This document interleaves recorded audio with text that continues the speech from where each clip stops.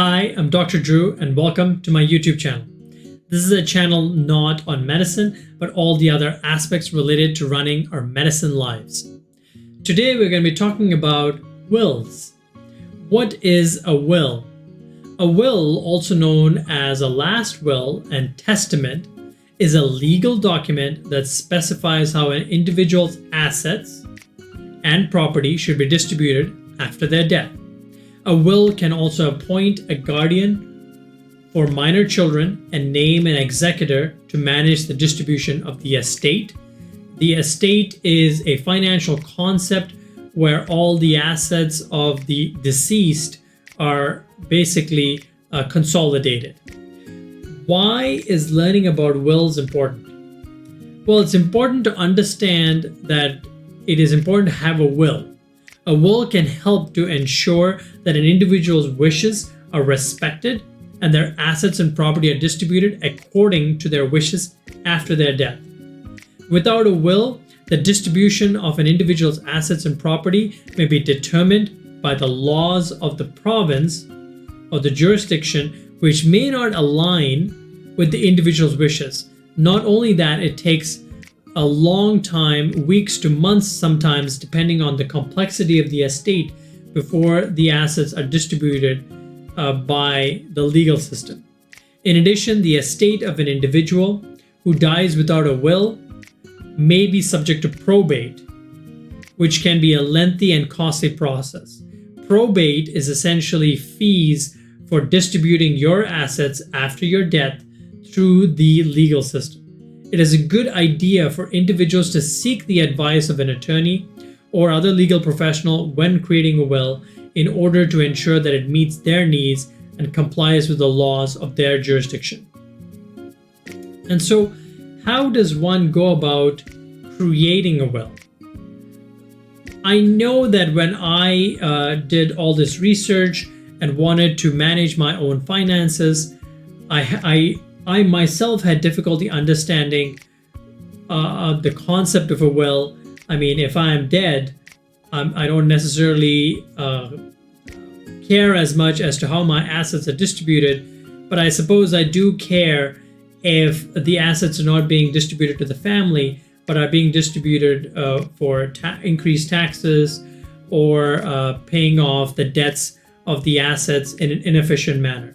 So in order to avoid this problem, it's important to follow these steps. Number one, it is important to name an executor. An executor is the person responsible for managing the distribution of an individual's estate according to the terms of the will. It's important for physicians to choose an executor they trust, someone that knows your values and who is capable of handling this responsibility. The other thing to also keep in mind is that a will can be used to name a guardian for minor children. If a physician has minor children, it is important to name a guardian in the will to ensure that the children are cared for in the event of the physician's death. Sometimes trusts need to be arranged in order to provide finances to take care of the children, and all of these can be written down in the will or managed with a lawyer and various forms of estate planning.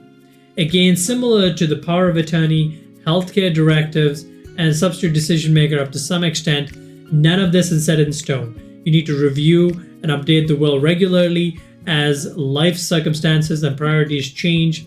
You either build more assets, you either build more liabilities or reduce your liabilities. Whatever your life circumstances may be as you go through life, you need to review and update the will regularly and work with an attorney or lawyer who is proactive in that manner as opposed to reactive. It is generally recommended to do it once a year or once every couple of years so that it reflects the wishes that you had in mind.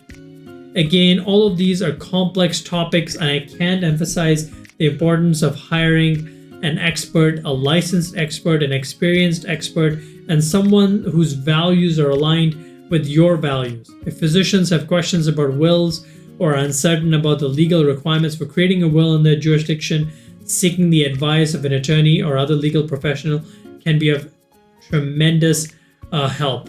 So hopefully this information is of value to you. Oh, that's 5 minutes right there again. So hopefully this has been succinct for you in explaining this concept, a few action items. If you're interested in taking back control of your time and money and living a medicine life, check out my Physician Financial Literacy course, link in the description below. I have a mission to help 10,000 physicians fight burnout, and I want to build resources to fight burnout. Join my free Facebook group where I'm building a community of like-minded physicians, and you can find free resources there as well for all the concepts that we're going to cover, one for each day, 365 topics that I'll try to fill. Thank you for listening. Thank you for taking the time and providing care to your patients. I'll see you in the next episode.